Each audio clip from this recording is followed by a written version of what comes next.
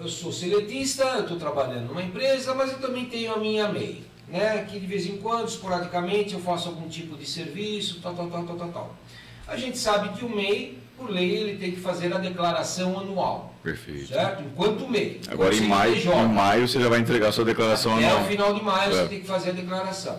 Obviamente que isso é uma receita que eu tenho. Sim, concordo. E eu tenho que inserir essa receita lá no meu imposto de renda pessoa física.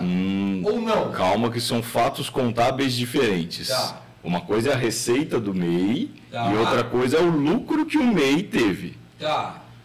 O que é a receita do MEI? Todas as vendas que você teve com o seu MEI. Certo. Ou com venda de mercadoria ou com prestação de serviço que você tem em relação ao seu MEI. Certo. E o resultado que você teve com o MEI, este deve entrar para a pessoa física.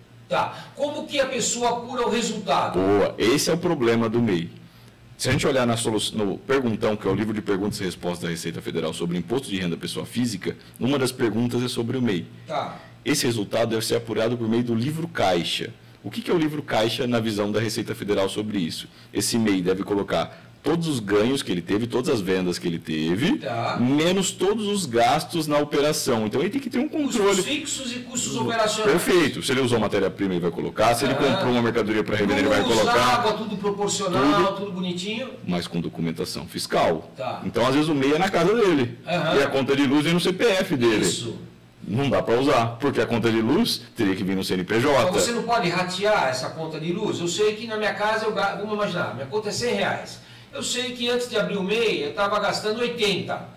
E agora eu estou gastando 100. Eu posso considerar que esse 20... Como você vai...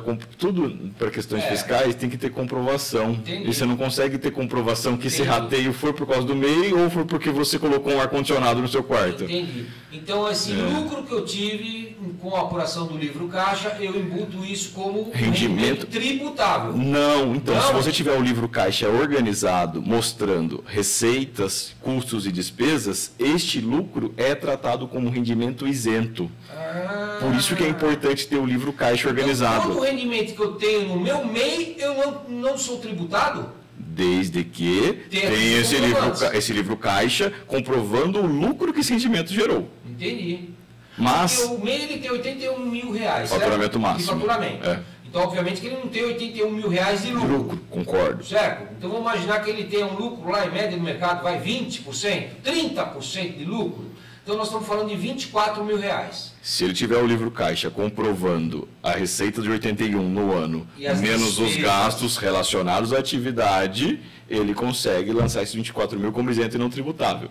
Problema, Fúvio, você é empresário. Quantos MEIs tem organizado o livro caixa que você imagina? Eu acho que... Poucos. Você é um empresário organizado. Poucos MEIs têm o livro caixa organizado. E aí, qual a solução que a Receita Federal dá? Depende muito da atividade. Se for um serviço, por exemplo, serviços genéricos, ele vai pegar 32% da renda do MEI, dos 81 mil, isso vai ser lançado como isento. E a diferença vai ser tributada. Entendi. Se for um prestador, um comércio, 8% é isento e a diferença vai ser tributada. E ser tributado, o que significa? Vai incluir junto com a sua renda de salário. Tabela progressiva, de 0% até 27,5%. Então, isso também é um fator de possibilidade de cair na malha fina. Pode cair na malha fina. Por enquanto, não tem um histórico de contribuintes que caíram em malha fina por omissão do MEI. Até porque o MEI não entrega muitas declarações para a Receita Federal para ela cruzar. Mas concordo que pode ser. Historicamente, não é comum cair em malha fina por omissão do MEI.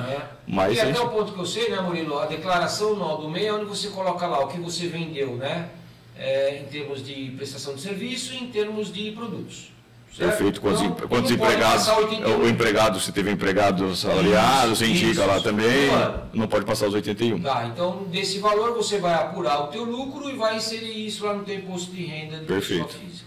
Por isso que uma boa organização, isso vale para qualquer empresário, né? Uma boa organização contábil. E aí não precisa ser um contador fazendo, o próprio empresário fazendo esse livro caixa das receitas, gastos e despesas, para ter o lucro, indicar o lucro, ter esse histórico, caso caia em malha fina, para comprovar essa informação. Perfeito.